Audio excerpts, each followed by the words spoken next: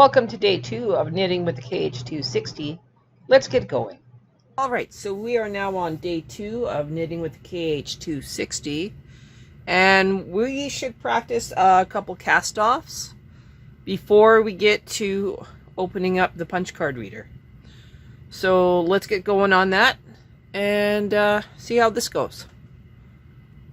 So cast-off number 1 on most lists would be the latch tool cast off. So the best way to do a latch tool cast off, I'm just going to use the first 6 here, is to grab the loop with your latch tool hook, and then we grab the next loop and we pull it through. Grab the next loop, pull it through. Next loop, pull it through. Next loop, pull it through. Next loop, pull it through.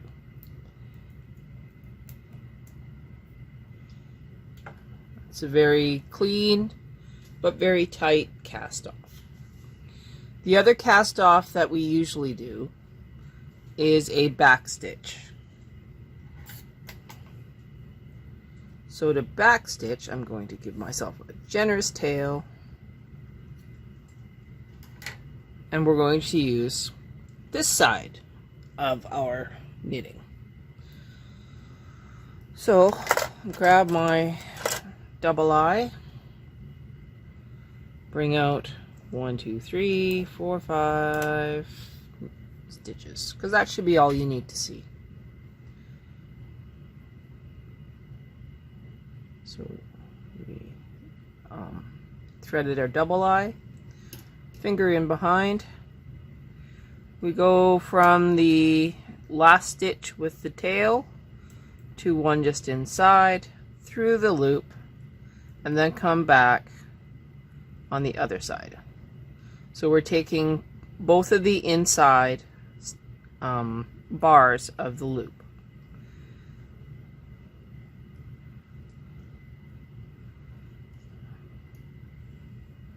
And then we go to the next stitch through the loop into the back of the next one, pull it through, again, through to the back, come back through. So we're keeping it very much like a smile and frown, just like Diana Sullivan always says, smiles and frowns. So we're doing a frown, which turns into a smile, just like our attitudes when we're doing this. And that is how we do a back stitch. This is the most flexible stitch that you will learn. It is clean, and if you have any screw-ups, you can always hang this back on the machine without losing any loops. So just remember that. The next stitch that we need to learn is the gate peg bind off. For gate peg, you take stitch number 2. No, I'm wrong. You take stitch number 1, put it onto stitch number 2, transfer them back onto number 1, and then you knit through. And then you take this stitch, go all the way over to this one, come back to this one,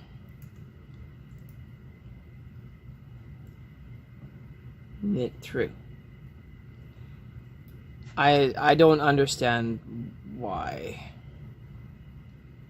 It just doesn't make any sense to me.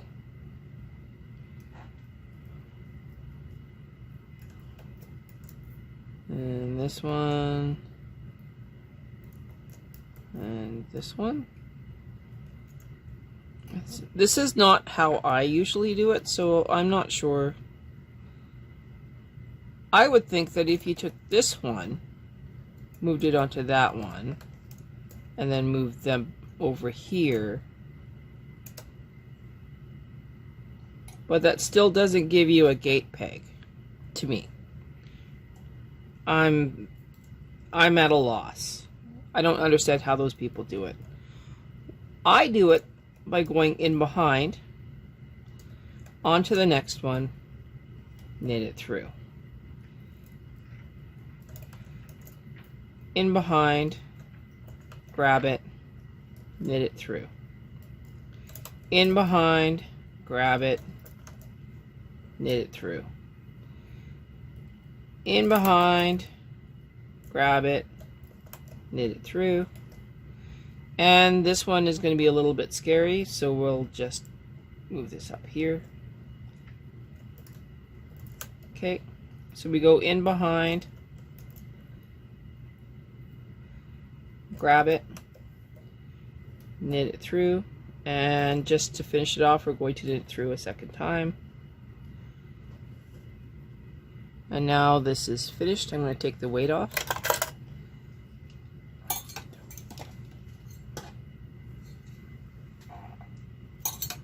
Like I said, I don't know how that first one actually works, that first gate peg, because to me it doesn't go behind the gate peg. So I don't get it.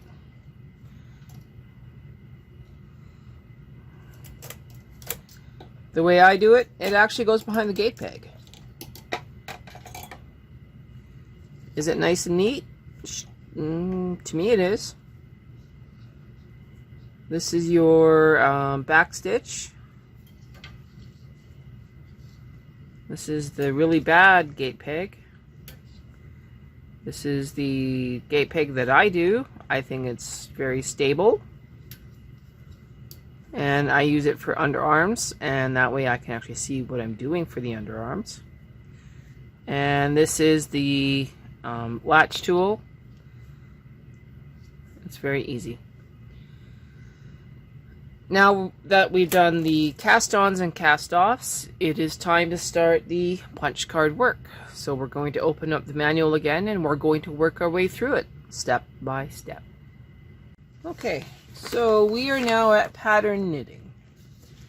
The punch card produces various stitches automatically. The needles that correspond to the perforation selected to D position do not ever fold the punch card.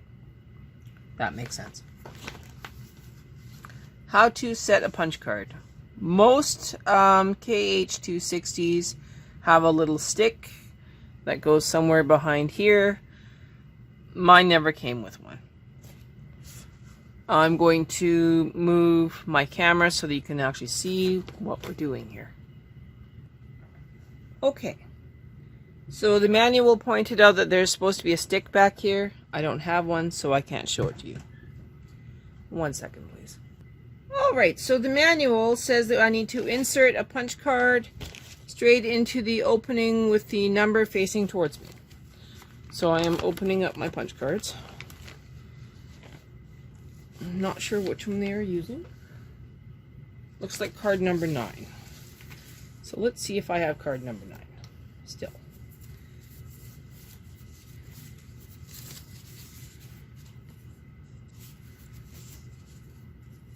Card number 9.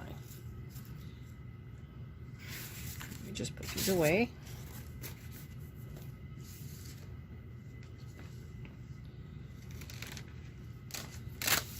Okay.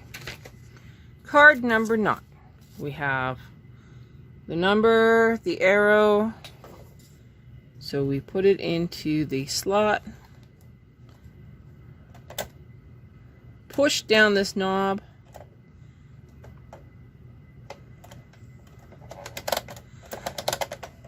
And that loads it. All right. Now I need to locate my snaps. Uh-oh. I'm going to find some snaps. Okay, so what you see on the card is the number 39, and you see the number 40. Make sure your numbers line up, and then your image will line up, and you will have happy knitting. So we go in behind, into the numbers, push hard, snap them together.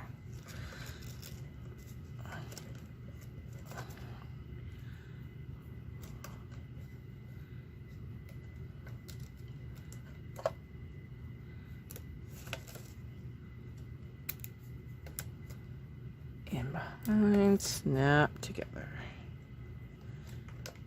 All right, we are now playing with the same deck. So we use the snaps, and now we're going to line it up.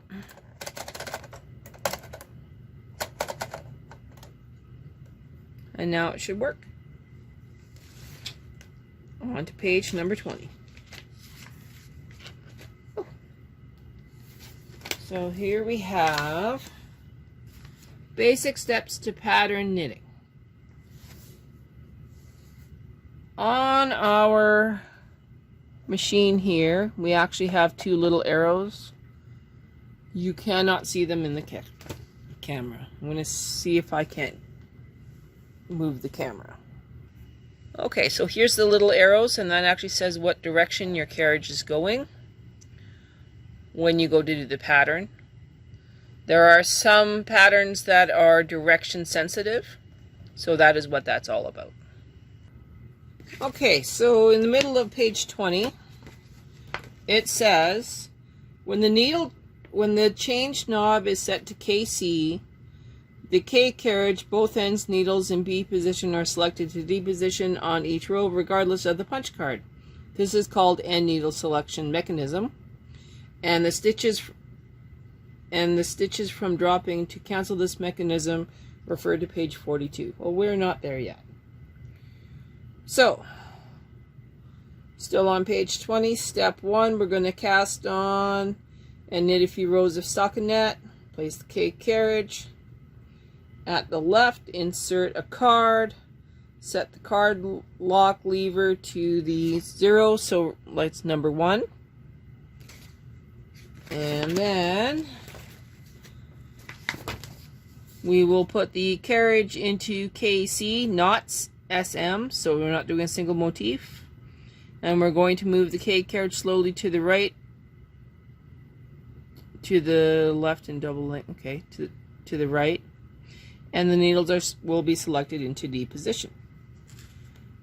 Alright, and then we push the proper cam buttons or set the wheel brushes according to your pattern. Set the card lock lever to 4 for single length and to clear long for double length. And then we begin knitting. Easy peasy lemon squeezy. The first stitch that it wants us to do is a tuck stitch pattern, and so we need card number 3. I'm going to set that up and get a few rows of plain stitch before we get going on this. Okay, so we are starting with a couple of stitches here.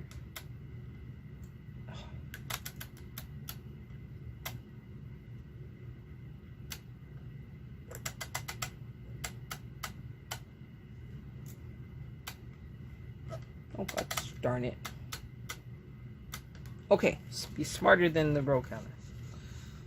Alright, so claw weights both edges. I put in punch card number 3. I have it starting at 1. We are at 0. And now I'm going to knit a couple more rows. 1, 2, 3. My diagram shows my carriage is over here. There's no turn mark, so I don't have to worry about that. but I have it on the edge. I need to turn to KC. Click. And now I need to come back to the right side. So all the way to the right side I come. And now you can see that I have some stitches that came out to D position. According to this book, I need to put some wheels on, as well as engage some rubber wheels on the bottom. So I've taken out my yarn.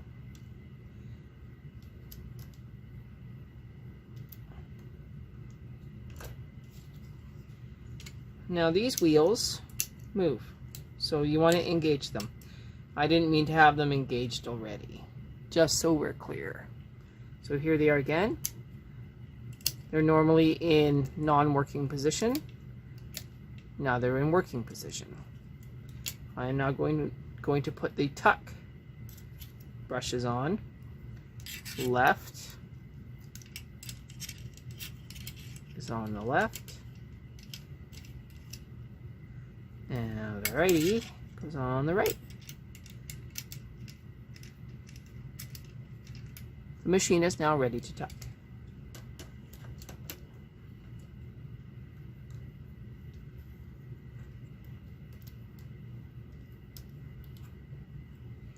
Putting in my yarn.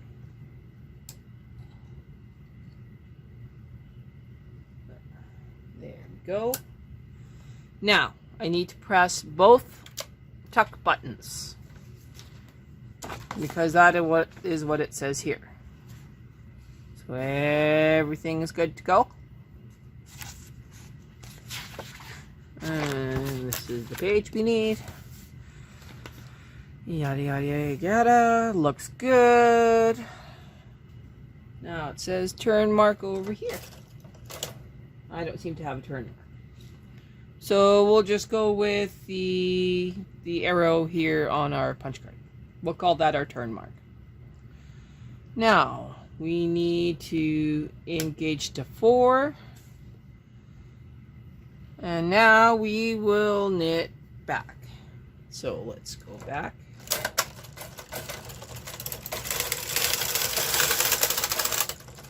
Now what you will see is that every single stitch that was not forward now has a loop on top of it. And now all of these stitches that are sticking out are going to knit off, and all the ones that are back will have another stitch on them. So let's go back. So now those ones that before were back,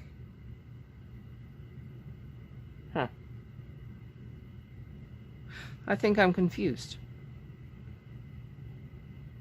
Maybe these are the ones that are getting the...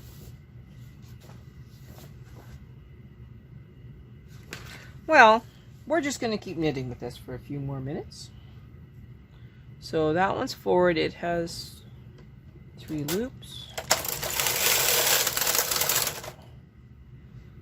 And now that one knit off. Yes, I am correct on that one.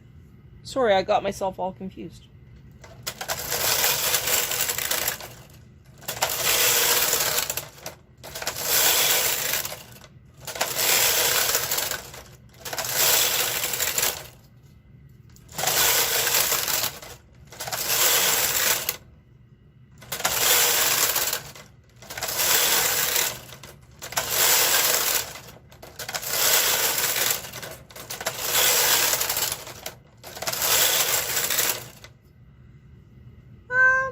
You do a couple more rows.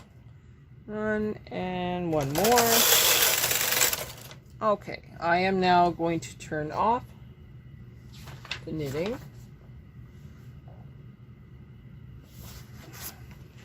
And then we will do a little bit of 2-color tuck.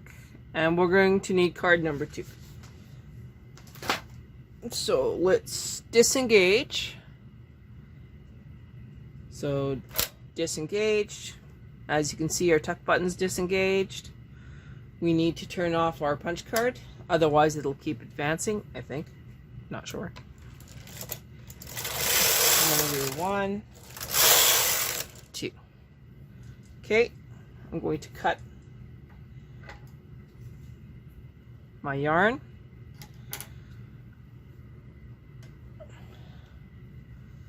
I'm then going to latch tool off this sample, and then I'll show it to you. Okay, so here's our sample. This is the knit side. Wow, that's horrible, right? Well, with tuck, the action is actually on the back side. Exception is when you're doing 2-color tuck. So now I'm going to shut off the video and I'm going to get set up for 2-color tuck. Next up, 2-color tuck, skip, and 2-color skip.